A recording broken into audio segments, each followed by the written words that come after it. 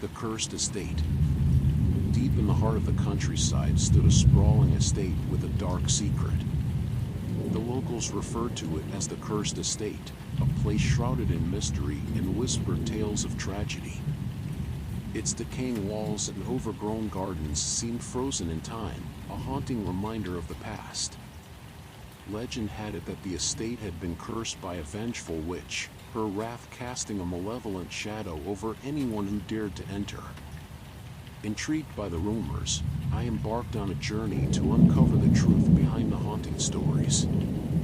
As I approached the wrought iron gates, an icy gust of wind rustled the leaves, echoing the whispers of the restless spirits.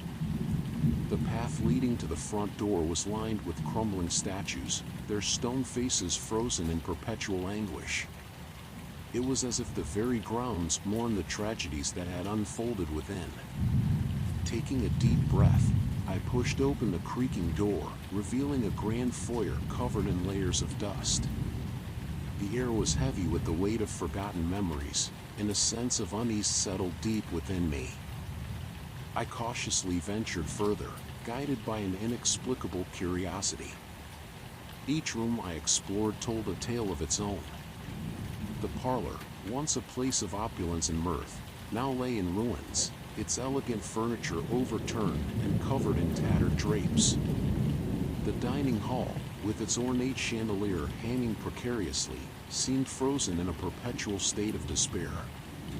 As I climbed the decaying staircase, a chilling breeze whispered through the halls, carrying echoes of long-lost voices. Shadows danced along the walls, casting eerie silhouettes that sent shivers down my spine. It was as if the house itself was alive, its very essence feeding off the despair it had witnessed. In a forgotten study, hidden behind a locked door, I stumbled upon a collection of aged journals. The words within spoke of a family torn apart by betrayal and greed. Their thirst for power had invoked the wrath of the witch, cursing the estate and all who dwelled within. Driven by an insatiable curiosity, I delved deeper into the dark history of the cursed estate. The ghostly apparitions I encountered spoke of their eternal torment, trapped between realms and longing for release. Their mournful cries echoed through the corridors, a symphony of sorrow that pierced my soul. As night fell, I found myself drawn to the forgotten chapel at the heart of the estate. Its stained glass windows shimmered with ethereal light, illuminating the desecrated altar. It was here that the final act of tragedy had unfolded, sealing the fate of the estate and its ill-fated inhabitants. Suddenly, a piercing scream echoed through the chapel, freezing me in place. The air crackled with malevolence, and I felt a presence drawing closer. Panic surged through my veins as I realized I had awakened the witch's spirit, unleashing her wrath once more. In a desperate bid for survival, I raced through the labyrinthine corridors, pursued by unseen forces. The walls seemed to close in around me, the house itself turning against its intruder. I could hear the anguished cries of the witch, vowing revenge upon those who dared to disturb her eternal slumber. As I reached the front door, I gasped for breath, my heart pounding in my chest. With one last glance back at the cursed estate, I vowed to share its haunting tale, to warn others of the darkness that resided within. From that day forward, the estate stood as a somber reminder of the consequences of greed and the eternal power of curses. Its crumbling walls and ghostly whispers served as a testament to the souls forever trapped within its haunted embrace. The haunting of Ravenwood Manor. Ravenwood Manor stood tall and imposing on a hill overlooking the sleepy town below. Its weathered stone facade exuded an air of grandeur, but the locals knew better than to be seduced by its charm. For generations, the manor had been plagued by tales of paranormal activity and ghostly apparitions.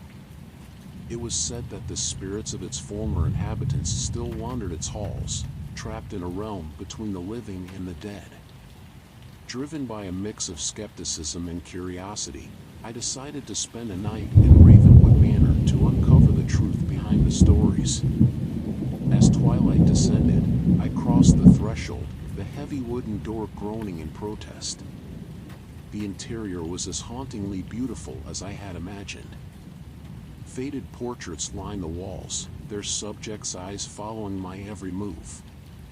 Dust-covered furniture sat in silence, preserving the memories of a bygone era. The atmosphere was heavy, a palpable presence lurking in the air. I settled into the master bedroom, choosing to confront the spirits head-on. The moon cast an eerie glow through the tattered curtains, illuminating the room with a ghostly light. As I lay in the antique bed, whispers filled the silence, faint murmurs carried by the wind. The chandelier in the hallway flickered, casting long shadows that danced along the walls. Footsteps echoed through the corridors, growing louder and more distinct with each passing moment. The manor had awakened, its spectral inhabitants preparing to reveal themselves. I ventured into the dimly lit hallway, my steps cautious and deliberate. The air grew colder as I approached the grand staircase, a portal to the manor's haunted past. A sense of foreboding washed over me, but I pressed on, determined to witness the supernatural firsthand. As I climbed the staircase, the apparition of a young woman materialized before me. Her ethereal form glowed with an otherworldly radiance, her eyes filled with sorrow. She spoke in hushed tones, recounting a tragic tale of lost love and broken promises. In the ballroom, a melancholic melody played on an unseen piano, accompanied by the distant echo of laughter and swirling ball gowns. Ghostly couples twirled around the room, forever locked in a spectral waltz. The air was alive with their energy, their presence a testament to a past long gone.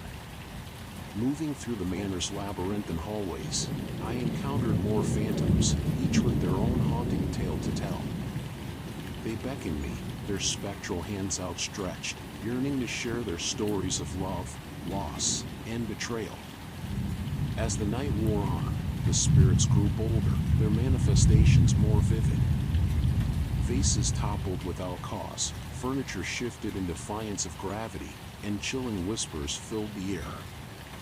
The boundaries between the living and the dead blurred, and I found myself entangled in the tapestry of Ravenwood Manor's tragic history.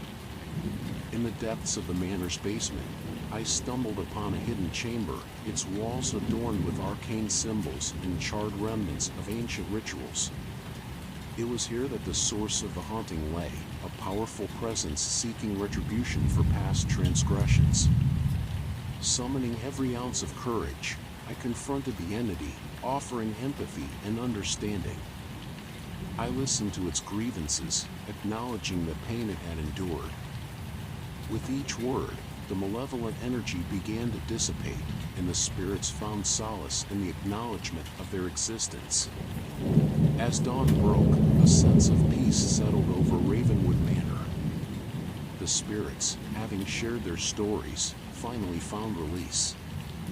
The once haunted halls now resonated with a lingering tranquility, a testament to the power of empathy and understanding. Leaving Ravenwood Manor behind, I carried with me a newfound appreciation for the thin veil between the living and the dead. The stories of those who came before us should never be forgotten, and the spirits that inhabit the realms beyond deserve compassion, rather than fear. Whispers from the shadows. In the small village of Oakwood, nestled amidst dense forests, stood an abandoned cottage. The locals knew it as the Whispering Cottage, a place rumored to hold dark secrets and echoes of the past. Intrigued by the tales that shrouded the cottage, I ventured into its depths, determined to uncover the truth. The cottage creaked and groaned as I pushed open the aged wooden door. The interior was shrouded in darkness, illuminated only by slivers of light filtering through the cracks. The air was thick with anticipation, as if the cottage itself held its breath, waiting to reveal its mysteries. As I cautiously made my way through the dusty rooms, the walls seemed to whisper secrets that only the shadows could understand. Faded photographs lined the walls, capturing moments of joy that had long since faded away. The furniture stood in silent vigil, bearing witness to the forgotten stories that unfolded within these walls. In one corner, I discovered a worn-out journal, its pages yellowed with age. Its entries spoke of a troubled past, of lost love, and tragic endings. The author's words danced before my eyes, imbued with a haunting sadness that sent shivers down my spine. It was as if the cottage itself yearned to share its tale. As night fell, the whispers grew louder, their ethereal voices mingling with the rustling of leaves outside. Shadows danced along the walls, their movements synchronized with the rhythm of unseen forces. It felt as though the cottage had become a conduit for the restless spirits that dwelled within.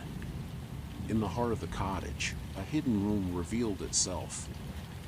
The air within was heavy, pregnant with a spectral energy that crackled in the silence.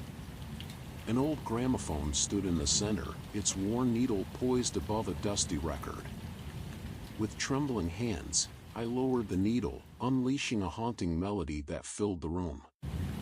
As the music played, apparitions materialized, their ethereal forms swirling in a spectral ballet. They shared their stories, tales of unrequited love, tragic accidents, and long-held secrets. Their voices intermingled, their sorrow seeping into every corner of the room, creating a symphony of melancholic echoes. In the flickering candlelight, I found myself drawn to a portrait hanging on the wall, a young woman with sorrowful eyes. Her presence filled the room, her spirit intertwined with the very essence of the cottage. She whispered her name, Isabella, and revealed her tale of heartbreak and lost dreams. Driven by empathy, I promised Isabella that her story would be heard, that her pain would not be forgotten.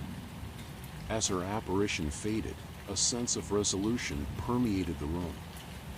The spirits, having shared their tales, found solace in the acknowledgement of their existence. As I left the whispering cottage behind, I carried with me the weight of the stories that had unfolded within its walls. The spirits had found a voice, their whispers heard by those willing to listen.